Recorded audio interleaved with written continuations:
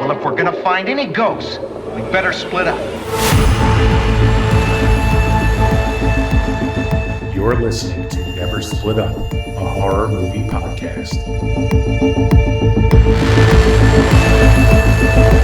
There are certain rules that one must abide by in order to successfully survive a horror movie.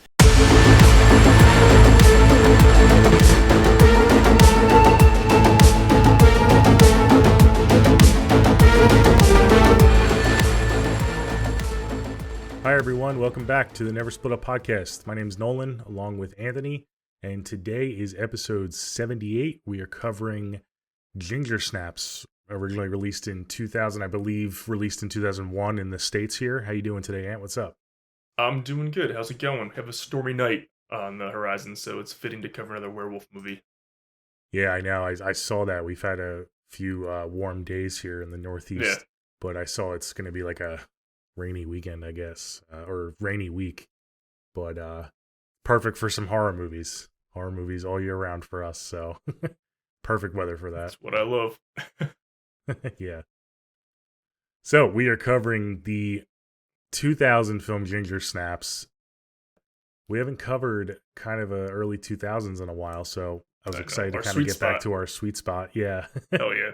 Do you want to, before we get into it, just give a shout out to our last couple episodes and stuff like that? Yeah, for sure. So, guys, we've been taking a little break to let you guys catch up on our previous episodes, but our episode last week, or the last episode, was a fun one. We did kind of a March Madness style, tournament, villains versus heroes, and I thought we had a really fun discussion. It was, it was just for fun, but I thought some of the picks were interesting, like, some of the ones we fought for. I enjoyed it. So if you guys want to grab a drink or grab a snack and check that out and let us know who you would pick in the, death matches, definitely check that episode out. I thought it was a lot of fun. And before that, we did a couple movies. We did Carrie, the original Carrie, which is a very important movie to me. I thought that discussion was amazing. And that was I said it was our first Stephen King movie, but I'm stupid because we did Salem's Lot. I'm like brain dead. I can't remember all the movies we covered. Okay. So yeah, that's our third technically because we did both Salem's Lots. But yeah, check out our Carrie episode. That was his first adaptation. That was fun. So yeah, those are just a couple of the previous episodes we did, and I can't wait to get into this movie, and we have so much left to cover. So make sure you guys check out those old episodes. Yes, for sure. We got some cool episodes on the horizon, so stay tuned for those and look out for that on our social media. And follow us on social media at Never Split Up Pod. We're on X and Instagram, and subscribe to our YouTube, all that fun stuff.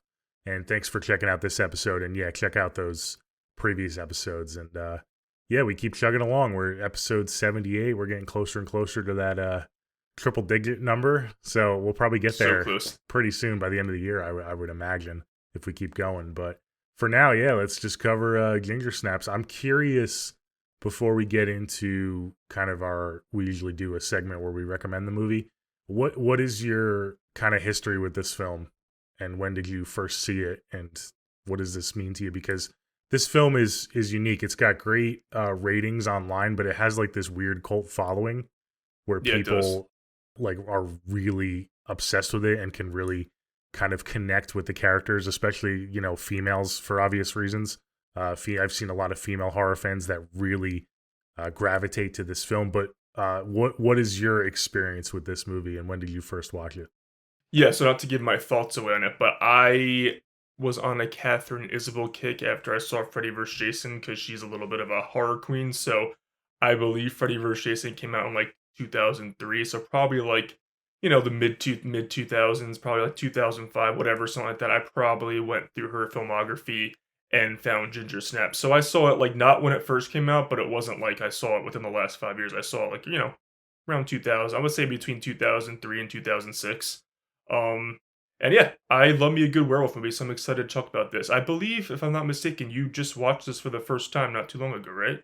Yeah, I did. That's what I kind of wanted to ask you. So we're going to be coming at this a little bit differently. I did watch this for the first time a couple months ago, I think towards the beginning of the year. And you were surprised to hear that. So when we discussed this episode, what we were going to watch, one of us suggested Ginger Snaps, and you were excited because you wanted me to kind of do a rewatch and you wanted to cover it with me. So this is going to be interesting to kind of see. So you were kind of in your teens, whatever, when you watched it, and I kind of just watched it recently. So we're gonna have another one of those. So why don't you kick us off? Perspectives. Yeah, why don't you kick us off and just kind of give us the overall thoughts and whatnot? Yeah, so guys, I'll give you the IMDb synopsis as I always do. Two death-obsessed sisters, outcast in their suburban neighborhood, must deal with the tragic consequences when one of them is bitten by a deadly werewolf. It came out in 2000, like Nolan said. It's directed by John Fawcett, and it stars the lovely Catherine Isabel. So if you guys are a horror fan, you know that she has quite a resume. She is in Freddy vs. Jason, American Mary, which I really want to cover with you because that is my favorite movie of her that she starred in. She's in the I don't know if you see the WWE horror movie See No Evil, but she's in the sequel to that, and she's done a bunch of B movies. She was in that movie that came out last year, a couple years ago. It's a Wonderful Knife. I mean, I wasn't a fan of it, but she cracked me up in it. She had some humorous scenes in that. But so yeah, she's a horror darling, and it also stars obviously her sister, the other main character, Emily Perkins. And Mimi Rogers, she's a character actress, Canadian actress. She's plays their mother, and she's popped up in a few things that I've seen her in. So I think she was in the first Austin Powers actually. But yeah, it's got a nice Canadian cast. It's a Canadian movie. It's very independent. I feel like with a capital I. But I like what you said. It definitely is one of the cult 2000s horror movies. I feel like it has gained a huge following, and I'm excited to see how you feel about it. You can tell that it's a low budget movie, but it has its following, and it does have 2 sequels. I did watch them, but I've only seen them once, so I can't really speak to them that much. But I do believe I really had a good time with the second one. So this will be interesting. We gotta rewatch those 2 and cover those at a certain point. But yeah, I think the sequels were filmed back to back in the early 2000s and released very close together. I haven't watched the sequels yet, but I saw. I might as well haven't because I don't remember anything. I was reading the synopsis to both of them. I guess the third one is kind of a it's flashback. A prequel, no? It's a prequel to hundreds of years ago. Yeah. Okay, but now it's got Emily Perkins and Catherine Isabel again. They're in all 3 of them. Yeah. Yes. So, yeah. Yeah. I have to. I don't remember anything about. I'm excited to kind of watch the second one because it looks like it's almost like a kind of like a Dream Warriors or Friday the 13th Part 5 kind of movie. I had a lot of fun with the second one. I remember that. I remember so obviously that's being my Part 2s. Because, not to spoil this first movie, but I'm curious to see how they kind of do those sequels, and I'm sure they just have fun with it, but with the way this movie ends. So, yeah, for sure. Okay. Why don't we get into kind of our recommendation side of things? I guess I'll go first. Yeah, whatever you want. I'll go first. Do I recommend this movie? Yes, I do. If you're a fan of werewolves, if you're a fan of, like Ant said, it's very independent. It's very low budget. So if you're kind of like a big budget horror person, you might not be into this. If you're into just the big popcorn stuff, it's not a popcorn movie. It's very character driven. You said it was Canadian, right? It's a Canadian film. That makes sense because when I first watched this, I was getting a lot of kind of European vibes. I thought maybe it was a European movie. They have American accents and everything, so I didn't. Right. It's not like that, but just the way it feels in the town that they're in, the town of Bailey Downs, and kind of the school setting. The school felt very foreign, not American. So it makes sense that it is a Canadian film. Not European, but it's not American. So. If you're into that, like I said, it's very independent feeling, like you said. It's a little long for me. It definitely drags at parts, but it also has a lot of high points as well. I think the payoff at the end is really well done. It takes just a while to get there.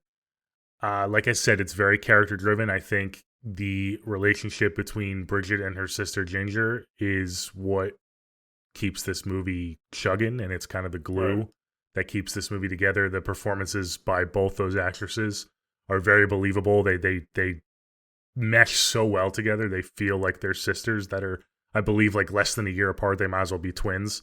So it's got that very rebellious kind of edge to it.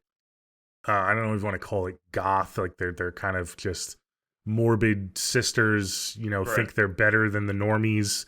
So it's got that edge to it like that. I love how it plays on, especially in the beginning, it plays on kind of this movie was released in 2000, so it kind of plays on that satanic panic a little bit, which I think is always fun in horror movies. And yeah, it's a fun time. I do wish we got a little bit more werewolf action throughout the movie, and maybe that's why it kind of drags for me a bit. But like I said, it's very character driven. It's got great themes. One of the things I think is a strong point of this movie, and the reason I love the horror genre so much, is that it's such a great medium for great storytelling and great thematic storytelling. The way that they kind of ride the line of talking about womanhood and them getting their periods and stuff, and relating that to like a werewolf story is really intriguing, and I thought it was really cool. I'm obviously a male, you are too, so I can't relate that on a personal level, but it's very it's very, I don't know what's the word for it. It's kind of like raw in a sense, the way they talk about kind of womanhood in this movie. So it kind of gives you pretty good insight into that, and I could see why females can relate to this movie a lot, and our two protagonists. And yeah, I recommend it. It's a good movie. It's not perfect. I don't love it.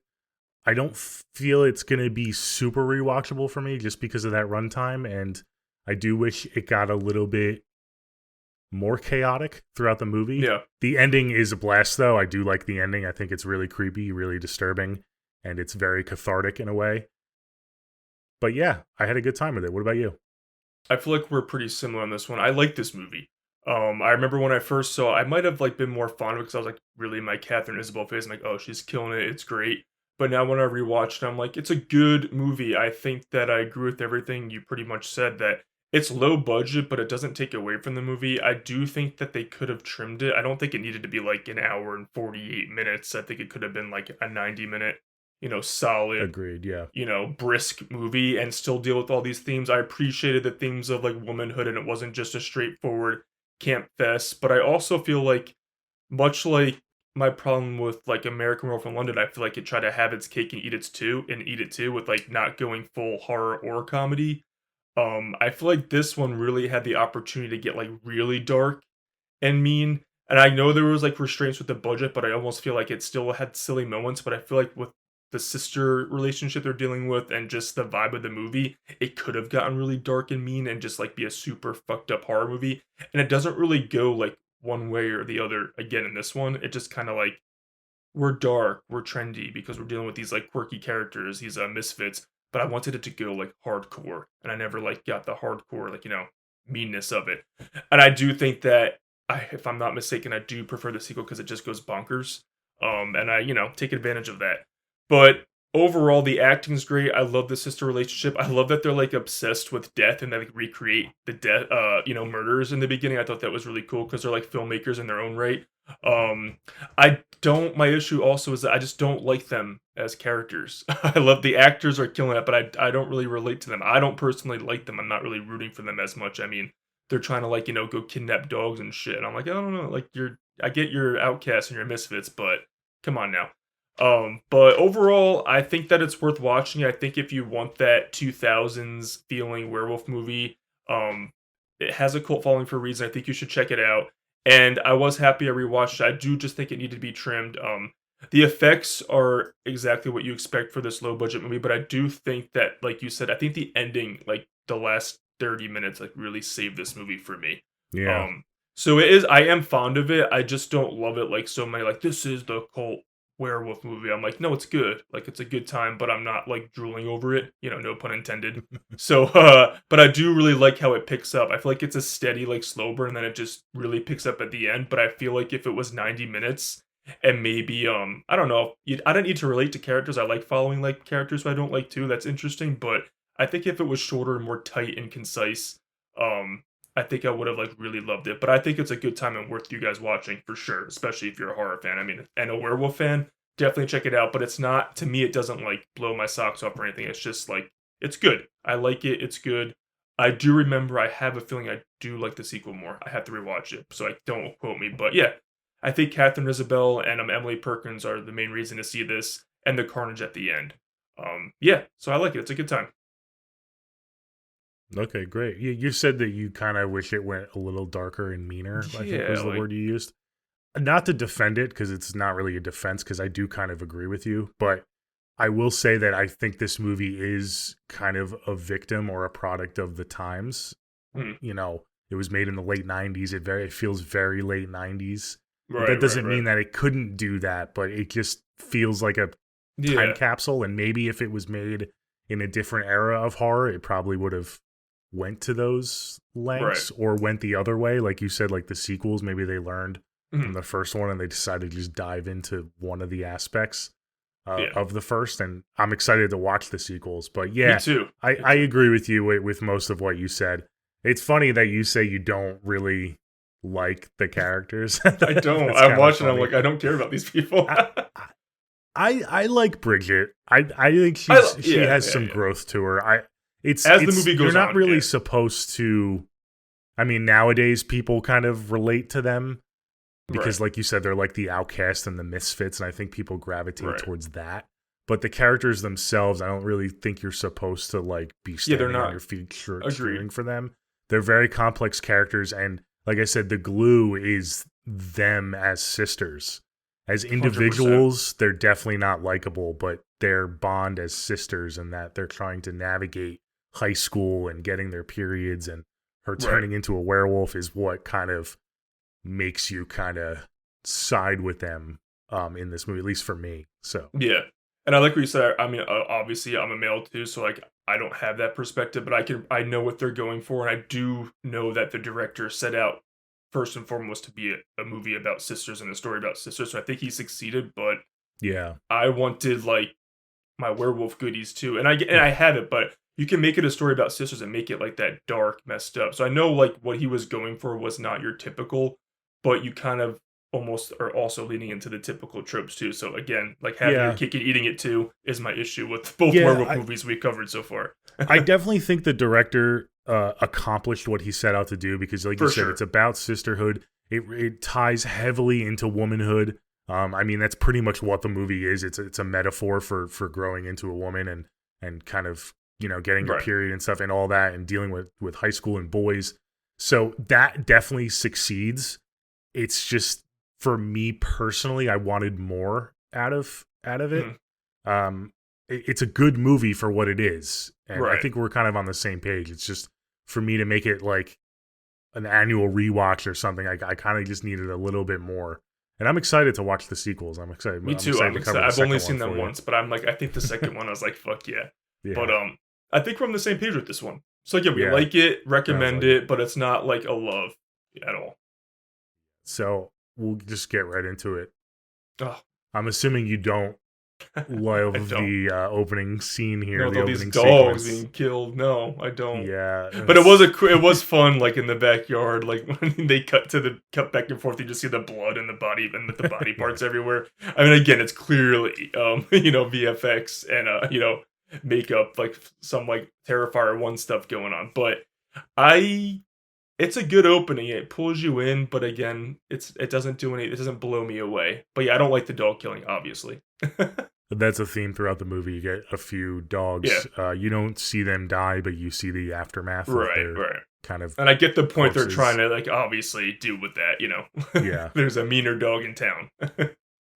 Yeah, but it's almost like that kind of plays into your point of wanting a meaner movie instead of dogs. Why didn't you just make it people? Right. Like have people being mangled and. Like imagine that opening, and again, I'm a sick fuck, but like imagine like kids playing in the backyard, that opening scene, like you could have went some gnarly shit and like really went there. But again, I know I am crazy, but you know what I mean. This town, man. I mean, some of the worst dog owners. I was gonna say, what my never split up's gonna be like.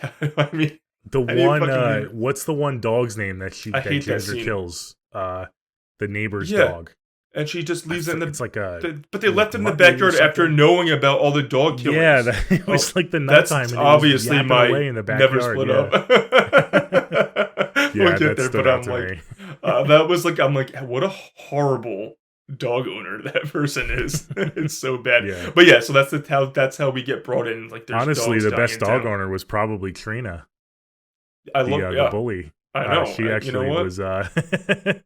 Better than most. It's not a high bar, but her and her Roddy.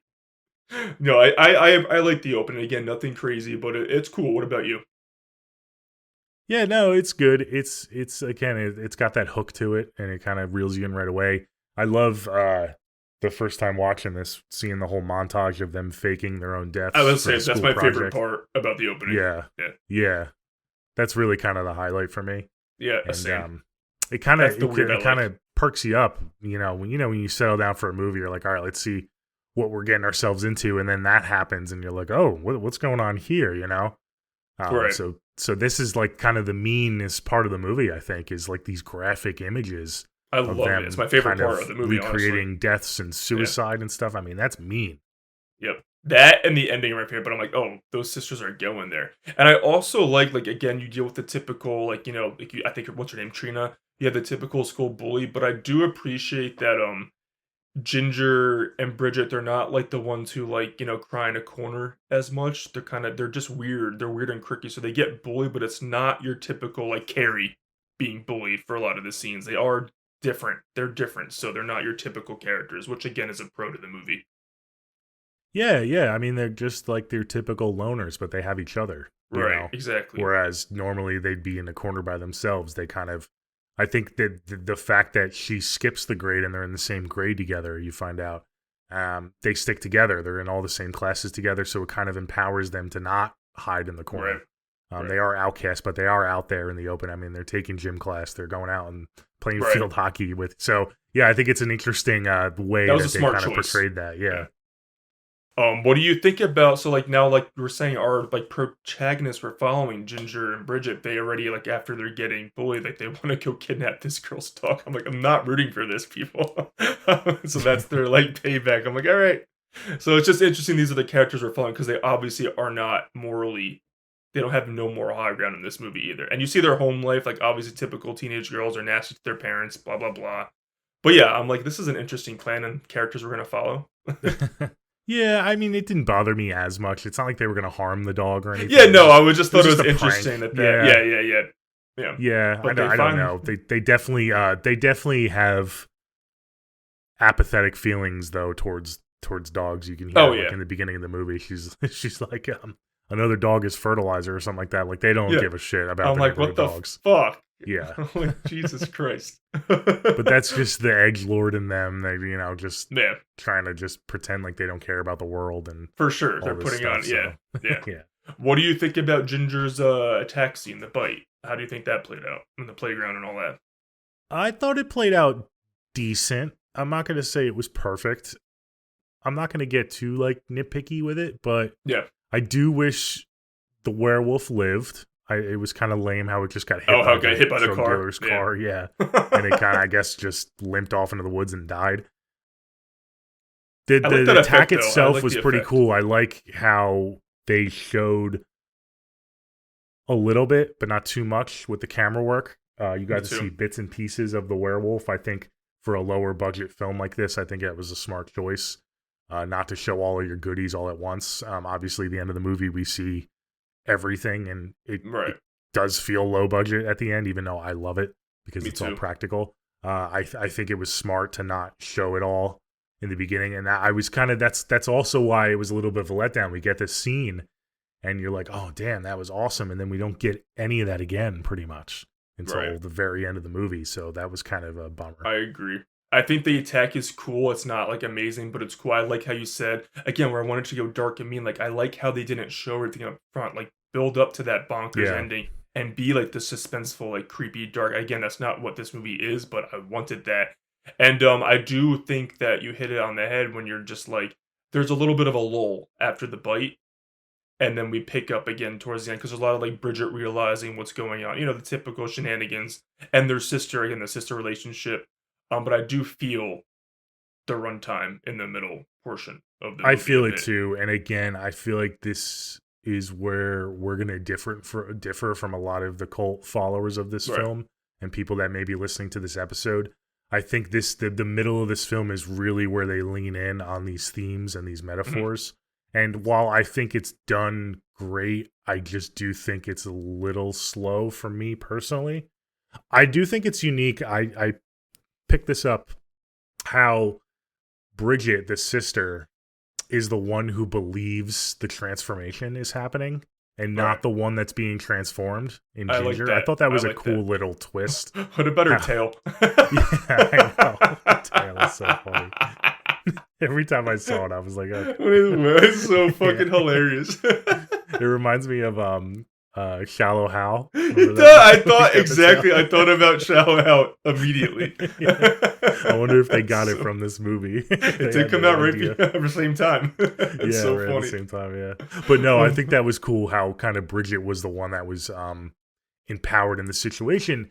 And it was cool because a lot of the things that Bridget was flagging from her sister Ginger was her behavioral stuff, but a lot of that stuff comes with the territory of getting your first period and getting hormones for the first time and stuff. So I thought it was clever in a way because Ginger, they're both not wrong. I mean, obviously Ginger was just kind of in denial. I don't think she was ever wrong, but she was just in denial about everything that was going on. But they go to the health, the nurse, the school nurse, and she talks to them about how her body's changing and stuff. So Ginger is not wrong for telling Bridget, like, listen, like my body's going through changes and you can't really relate because it hasn't happened to you yet. So I thought that was kind of clever. But again, yeah, it did just kind of go on for a little bit too long. I really do think the movie picks up steam once Ginger kind of fully accepts that she's turning into a werewolf or a lycanthrope, as they call it in the film. And I think that was kind of where they kind of start to figure stuff out together with the guy Sam, the drug dealer Sam. I think that was when kind of the movie finds its stride. Yeah, I do like Sam. I like the character of Sam, and I like him and Bridget's relationship. And also, obviously, there's a lot to be said when Ginger has like the unprotected sex and her like sexual awakening with Jason, who I know that dude. He was in the opening scene of Final Destination 3 on the roller coaster. I'm like, I know this guy, Canadian actor. Yeah, he looked familiar to me. Yeah. But I like the whole setup with her. I think that it's like almost like going through the motions with a lot of Ginger's like transformations and her acting out. And it's not like Catherine Isabel's killing it, but I just think like the writing and like the plot lines are kind of like check marks in the middle. And the stuff with Sam and Bridget like intrigue me more than what's going on with the title character, which is kind of weird. Yeah, no, I agree. It's funny because the movie's called Ginger Snaps. It's about this girl Ginger Fitzgerald who is slowly turning into a werewolf, but a lot of the movie, especially in the middle of the movie, is following Bridget more, which is cool. Bridget ends up being our final girl, so which is cool. But it would have been cool to have a better balance and, like you said, not just kind of have a checklist of, okay, we got to show this scene because it's a werewolf movie, and we have to beat the bully, beat Trina up, and then go kill the dog, and do have what I mean, all that stuff. I think it was. I thought it was very fascinating that she actually turned Tim, the classmate, when she gets with him, and how Tim is becoming a werewolf at the same time as her. I thought they could have leaned into that more, and maybe they could have had where Tim takes advantage of her. And that's how he turns. And then they have like a big battle where she kind of comes into her own and defeats Tim. And they're two werewolf going at it. I mean, I get it, budget and stuff. So they probably it was a cool concept though. Yeah. I mean, I just feel like something like that would have kept me hooked longer. Going into that final kind of climax of the movie when you get obviously Bridget confronting Ginger is a highlight. But I just needed more before that. That's all. I agree. I feel like the runtime also is it's not long, but it's long for this kind of horror movie that I wanted more meat, if they're going to do all this and have all these, plot lines. Like, let's really follow through with it. I do like the whole Trina going to the house and accusing them of taking the dog, and then she, like, accidentally dies. Then I thought that was funny and cute. I thought that was a cool scene. They put her in the freezer. Nice homage to Texas Chainsaw there. I thought that was pretty cool. Yeah, that was fine. And then the parents come home and they pretend she like breaks the fingers off accidentally when she's doing it. I like that too. And obviously I like a good Halloween scene in this. There also like some Halloween in this movie towards the end. I like that. I like that a lot. I thought that was like, to me, I perked up again when like Trina died. And then the rest of the movie, I'm like, all right, I'm fully on board with that. What did you think of, now that we're getting towards the end of the movie, what did you think of Ginger's like physical transformation, like the makeup department and stuff. Like, do you think that was well done, especially towards the end, like at the party, the rave?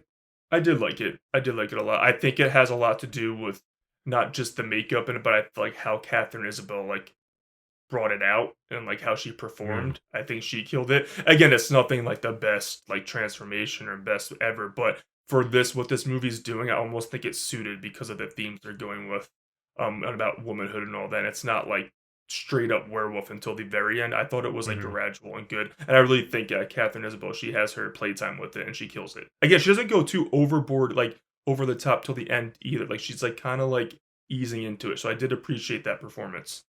Yeah, I agree. No, I thought it was well done. I thought, especially towards the end, you kind of get those shots of her like stomach and stuff, and it's like, oh, you almost want to look away, but you can't look away. I It's can just never very get over the graphic, tail. but also kind of fitting for the themes of the movie. No, I agree. I agree. I like that she like kills the janitor. I like there's like I like how we get more death scenes too as we go with the movie. Like she kills the janitor. She discovers the murder of the counselor.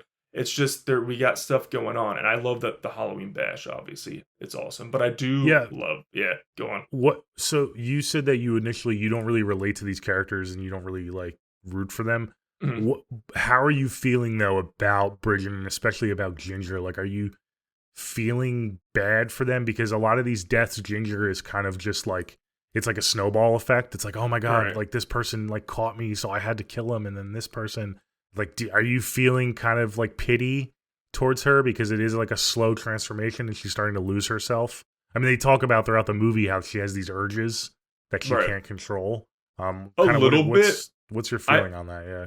I have a slight sympathy, but again, I feel like other werewolf. Again, I didn't like the main guy, American Werewolf in London either. But I feel like other movies did it better where I did sympathize with the werewolf character. And this one, I think I sympathize more with. I mean, I'm supposed to Bridget as the movie goes on, but I don't think I sympathize with her as much as the director wants me to. Either Okay. character. I like them as like they're fascinating to watch, but I'm not rooting for either of them, which is again a bummer going into the finale. Yeah. Yeah, okay. I mean, I guess that's where we differ a little bit. I do sympathize. I do think it's like a tragic story with Ginger. Not like totally. I'm not like, Right, right, right. like totally invested, but it is like thinking back on the movie, it is kind of like she was just spiraling and, Right. she just didn't know what the fuck was going on until it was too late. And Well, and you have the whole yeah, the metaphor of like young woman like being taken advantage of. You know, you have the yeah. whole theme. You put that into it, so I get what they're doing, but I never was just like fully on board with either of them, which is crazy to me. And because I usually am, I'm a character guy. But I mean, I like them. It's just like to me, it's like they do some questionable things. I'm like, all right, whatever happens, happens. So what are what are the aspects that you love about the ending? Because I think the ending really pulls on the heartstrings or The tries to with the sisters. I mean, you see Bridget and her revelation that her sister is lost and that right, she can't get through to her, but she refuses to kill her and refuses to back down and says like, no, we're in this together. We're in this together. It eventually causes Sam to die. She I kills know. Sam because Bridget won't act on her sister. I think it's very well done. I think that's the highlight of kind of the sisterhood of it all. And I think that's kind of where I feel. I do wish there was a better build-up where we kind of get Hmm. more of that build-up and we feel going into it. But once I'm in that scene, I do feel for Bridget. And Ginger's totally gone. So the Right, right. any You're semblance fully of on Ginger. Bridget. Like, Yeah. So, yeah, but I do feel, I mean, she lost her sister. I mean, it's like the only person in the world that understood her right. and she just refused to give in. I thought it was pretty emotional. That's why I like the ending so much. I finally started to feel something and get pulled in, but I almost feel like throughout the runtime we needed a couple more emotional scenes when she was slowly transforming and doing her transformation, not just the whole like little sassiness back and forth here and there. I wish I got that emotion like spread out enough through the runtime. But again, they are those kind of quirky misfit characters, so I get why the director didn't want to go for that vibe. But for me personally, to feel something like I was starting to feel at the end, I just needed more sprinkled in throughout, not just following them both kind of separate. You know, Bridget Mm. realizing and then Ginger snapping. Yeah, and I also thought the horror elements were really well done. Oh The yeah, stalking and kind of going through the house. I like thought, how she the director chases did a good Bridget. I job. really like Ginger chasing Bridget at the end. That was cool. That was a good, Yeah. lead up. So I again, the ending is all for me, and I like a good tragic ending. And obviously, we get the Yeah. tragic ending, and you need that in a lot of the werewolf movies. I do think the ending like stuck the landing. It's just again getting there. But I agree with that. I think the emotion and the actors and the writing in the finale was like really, really, really, really, really well done. Mm. Yeah, I agree. And how she kind of just feels defeated at the end. She accidentally stabs Ginger, and she kind of lays on her chest and just She like literally waits for lays her on to her while die. she dies. Yeah, Yeah. that part that got me. Oh my god, she literally lays on her chest as she like Yeah. weeps and dies. She literally weeping at the end. I'm like, oh. So I do think again the endings at the landing. I like how they killed off Sam. Like get a good kill, good a meaty kill in there. Yeah, I love the ending a lot. I just wish that the whole movie like lived up to the opening and more so the ending, but get some suspense in there, get some fun kills. So yeah, like I said, guys, it's a good time for me. It's just not anything that's gonna blow me away, or I don't watch it as much as I should.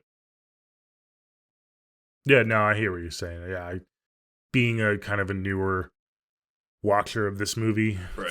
for only a I couple was months, interested. I Yeah. really can't see myself watching this too often. I mean, maybe if I meet someone who hasn't seen it before and is a werewolf fan, I can Right. recommend it. But other than that, I can't really see myself watching this a ton. But it is a good time. Every time I watched it, I had a good time. It's just a little long in the two. I think that 90-minute runtime really would have It would suited have helped this me a movie lot. well, It really would because have helped me a lot. it definitely kind of slows down at times for sure. I'm wondering because I've only seen the sequels. I wonder if I'll like this more watching it back to back with the sequels. And the sequel is an hour and 34 minutes. So I fucked with the sequel. I just looked it up. It is a different director too. Um, I think I might appreciate this one more when I watch it back to back with the sequel. I have a feeling I could see that. Yeah. than watching it separate. We gotta cover the sequel soon because I keep bringing it up. I gotta rewatch that. But yeah, it looks like the second one took my notes from just what I'm seeing. I remember watching it once and having a good time. It's a quick movie. I think it has more fun.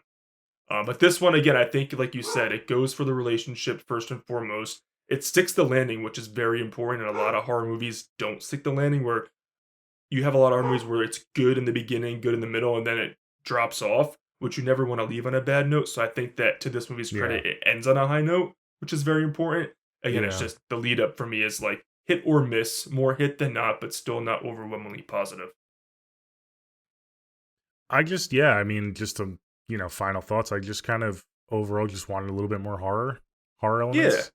Me too. It's almost like they kind of used the horror genre to tell this thematic story, and they didn't really use it enough. They just Right. kind of it was kind of like a background Right. to everything. But yeah, I still like this movie. I'm Me too. I'm not too super critical of it. I just kind of wanted more. So yeah, I'm excited to get into the sequels. I keep saying it, but they seem will. like they might be a little bit more fun for me. I think I agree with what you said. I feel like especially like when you get to like Hereditary and post Hereditary, you have all these metaphor horror movies where my thing is I love that. I love my bleak horror, but Yeah. make it a horror movie first and don't shove a message down my throat. Like I do think this movie does make it a movie first, but I think you're also right. What it's not as focused on the horror as the relationship, which again, that's what this movie is going for.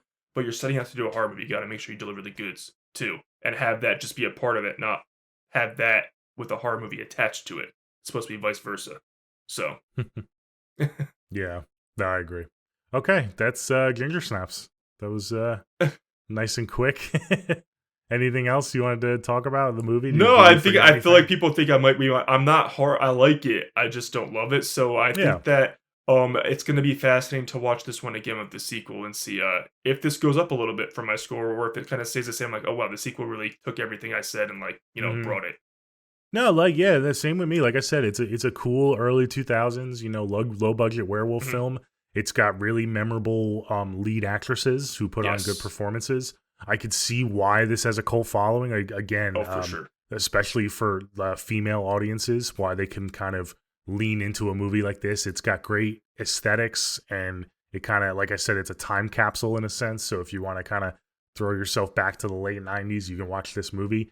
And yeah, it's good. I'm not super down on it, but I just don't think it's perfect. And I think it's a fun watch. It's fun enough. And why don't we get into our never split up moments? I already said mine during the thing, so if you want to just have mine is when they leave the dog unattended outside. Okay. If honest, that's the only thing I got for this one. I don't want to pick any of the characters I don't like love them as much, but that's mine. That fucking shitty dog owner. After knowing the dogs were getting murdered, they fucking let the dog out back to die. Yeah. Okay. That's an interesting one. Because they're not even really characters. Exactly. It's just, you don't even How really can see you the be a dog good either. owner It's not if even you the dog's fucking name. know all these dogs are dying? Yeah. I'm going to go with... I feel like Trina has some dumb moments too. Yeah, I was trying to think of some moments from our two mains, but there really isn't any like moments that I can think of when I was watching the movie where I was kind of yelling at the TV, like, you know, do this or do this differently. It was pretty straightforward. I guess I'll go with Trina because she's really the only other character besides Sam, like in this movie. I mean, you have the mom who's just a caring mom and is trying to do her best. I can't really fault her. She's almost like in denial though for half of it. I'm gonna go with Trina just kind of showing up Bad move to their girl. house with no plan. I get it. You're looking for your dog. You think, I mean, she's, like I said, she's probably the best dog owner in this movie. So I understand her intentions, but you got your ass kicked in school from Ginger. I mean, Ginger is You literally saw the on bruises and something cuts on right your now. face. Yeah. So for her to just storm into like the backyard and make all these demands and threaten Bridget, I mean, that was not very smart. She should have gotten like her parents involved or even the police involved or something. I You're mean, right. Like, don't what show are you up alone, doing, girl? What's don't going show up on? alone. So, I don't care if you're bringing a friend or something, but don't show up alone. Come on now. Yeah. That's a good one. and then, That might be the one of the movie. yeah. And then obviously she kind of accidentally dies. But She's even if she fucking didn't hilarious. accidentally die, she was in a sticky situation where Ginger was kind of manhandling her, and you had Bridget kind of pleading with Ginger to kind of To let not, her go, but she yeah. was in full werewolf mode. So I don't know if she was going to make it out of there anyway. I think she kind of just put herself out of her own misery by doing that and saved her. The Ginger Yeah. death. I like that one. Yeah. That's a good one. Okay. I'm curious to see Alright. your score for this one though. Yeah, I'll go first. I'll do my score. So again, I do like this movie. I think it's a cool flashback movie. If you haven't seen it, it kind of takes you back to the late 90s, early 2000s. It's got some cool werewolf action. I wanted a little bit more, but it has like a memorable opening and a memorable kind of infection scene. It has a memorable ending. And if you're into kind of character-driven stories, I know, Ant, you said you didn't personally relate to the main characters, but No. other people might feel differently. I think you'll like this movie. I'm going to give this, for a personal score, though, I'm going to go at it with I'll do like a 6.7. Okay. Yeah, I like it. 6.7. Like mid sixes. I believe I know it's a shock to people, I gave American Werewolf in London the high sixes, so I'm going to give this one the low sixes. I do prefer that werewolf movie. And it's not I in the would 5 hope so. It's not in the 5 territory like I gave like Salem's Okay. Lot. I did not like that movie. I'm going to give it a 6.2. It's a solid Okay. movie. Yeah. All Doesn't right, cool. touch American Werewolf in London, obviously. All right, cool. Awesome. All right, and there you have it, guys. Ginger Snaps. We like this movie. Again, sixes for us is like good. It's in the good agreed. territory. So don't hear 6 and think like they got a failing grade. You know, we're pretty. No. Yeah, we try to be a little stricter with our scores, but yeah, cool 6s. All right, that's it, right? That's it. We'll be Anything back. else? We're not going to announce our next episode yet, so stay tuned for that. We might take another week off, so bear with us. We just have a lot going on right now, but follow us on social media. We'll try to post a little bit more often. Yes, We're going to post some more polls and stuff, and we'll post kind of our upcoming episodes. And in the meantime, if you haven't caught up with our previous episodes, definitely check those out. Now's a good time to do it as we transition into full-on spring mode and we're getting closer to summer. I believe Crazy. the new term is summerween. I've been seeing that all over the internet. All right. I've never heard that before. I can go for that. So, All right. yeah. But yeah, until next time, again, follow us at Never Split Up Pod, subscribe on YouTube, and we'll see you next time. Thanks so much, guys. Take care. Bye.